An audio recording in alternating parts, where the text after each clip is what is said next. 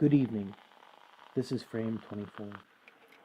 The video you're about to see is a look at the films of Orson Welles, a visionary, an artist, a self-indulgent hack. Call him any of these, and depending on the film in question, the label would probably stick. Why not? I'm a charlatan. His oeuvre is by turns frustrating, exciting, boring, profound, extremely pretentious, often within the same film. But no matter the merits of any particular movie, all of them have one thing in common. A Welles beginning is a beautiful thing, a Swiss watch of exposition and mystery that leads us on irresistibly through whatever maze may follow. We won't always come out the other end satisfied, but there's no denying that the beginning was everything we could ask for. This is how you start a movie.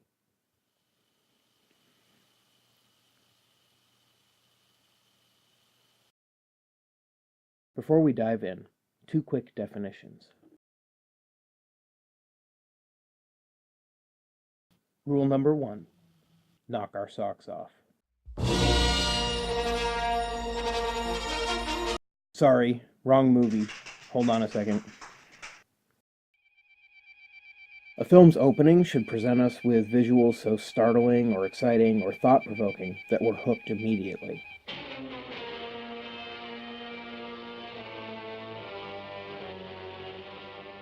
Rule number 2, whatever we're looking at, a dead body, a ruined palatial estate, in-screen animation, should be integral to the film in some way. Use your opening to underscore the theme or to deliver key plot information in such a way that the audience doesn't understand its significance until much later. And speaking of plot information, beyond the pedestrian matters of introducing character and conflict and theme, The name is Vargas. a film's beginning needs to continue the work of the opening sequence. Dead or alive?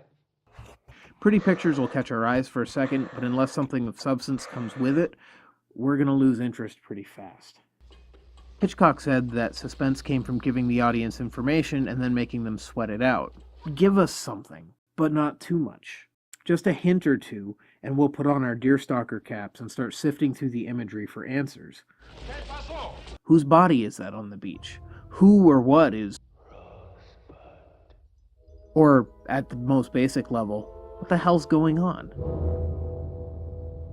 Generating these kinds of questions is key. It's why Welles so often uses nonlinear story structures.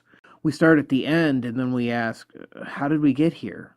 Othello opens with a funeral procession for most of the main characters and the imprisonment of the villain, and then goes back to show us how we got to that point.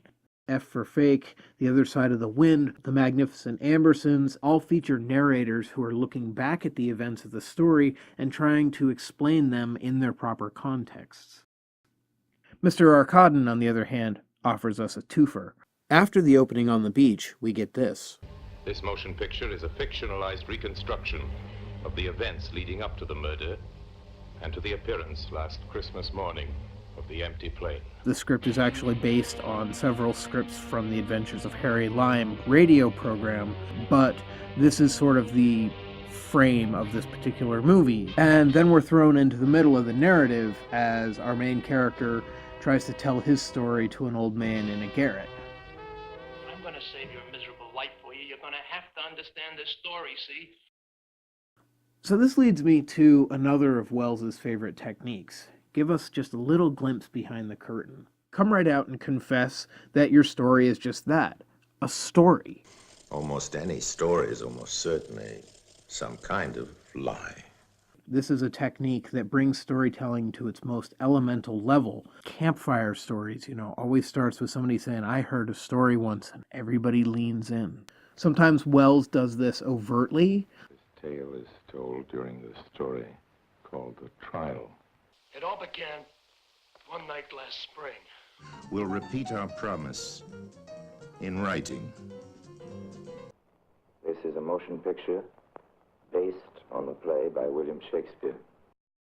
On the more subtle end of the spectrum, we've got the News on the March segment from Citizen Kane. News on the march!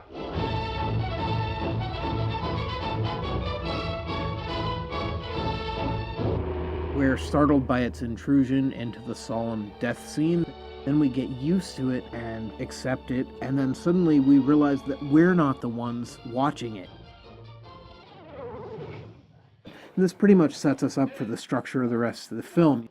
Each time we become invested in one version of the story, we're suddenly reminded that it's not objective reality. Each new perspective complicates and contradicts what's gone on before, and the truth seems to be somewhere in the middle where all of these different points of view intersect. But ultimately, any attempt at any kind of objective truth here is doomed to failure, and a complete portrait of Cain remains just out of our reach. Orson Welles understood that the right beginning makes the film's ending seem inevitable. The best openings serve as a microcosm for the entire film, telegraphing the theme and resolution, if we only knew how to decipher it. Crafting the right beginning is hard. There are so many elements that have to come together just right. A memorable opening, establishing character and conflict and theme, planting those questions in the mind of the viewer. But there's some great news for all you filmmakers out there. Once you figure out the first 10 minutes, you've only got 92% of your movie left to go. Shit. That sounded way more encouraging in my head. You know what? Hang on. Let me think up a better ending. What the hell? Greetings, Interwebblians, and Happy New Year.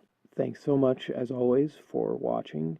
If you enjoyed this video, I hope you'll leave a like. If you hated this video, you should also leave a like just to spite me. Keep an eye on this channel in the coming weeks. Kind of excited for the video that'll be coming out at the end of the month, and looking forward to exploring all sorts of new things in 2019. Thanks a lot, guys. Happy New Year.